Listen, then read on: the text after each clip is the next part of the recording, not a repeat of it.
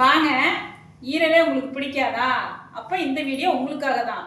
நாங்கள் செய்யும் முறையில் செஞ்சு பார்த்தீங்கன்னா ஈரல் பிடிக்காதவங்களுக்கு கூட ரொம்ப பிடிச்சிருங்க. செஞ்சு சாப்பிட்டு பாருங்கள், டேஸ்ட்டாகவும் இருக்கும். கொஞ்சமாக ஊற்றிக்கலாங்க. கடுகு சோம்பு கொஞ்சம் போட்டுக்கலாங்க. கடுகு போட்டோன்னே வெங்காயம் போட்டுக்கலாங்க. கருவேப்பிலை போட்டுக்கலாங்க. மஞ்சப்பொடி இதை போட்டு இந்த வெங்காயத்தோடய நல்லா வதக்கிக்கலாங்க. மசாலா பச்சை வாசனையெல்லாம் போயிடுச்சுங்க. போனதுக்கப்புறம் நம்ம ஈரலை நல்லா அலசி இதில் போட்டுக்கலாங்க. போட்டி வணங்கி வரணுங்க. இந்த அளவுக்கு வணங்கினோடனே கொஞ்சம் தண்ணி ஊற்றி நல்லா கொஞ்சம் வேக விடுவோங்க. கொஞ்சமாக தண்ணி ஊற்றிக்கலாங்க. ஸ்டேஜில் நம்ம கொஞ்சம் உப்பு போட்டுக்கலாங்க. தேவையான அளவு உப்பு போட்டு கிண்டி கிண்டிட்டு மூடி வைக்கலாங்க. வேறுங்க.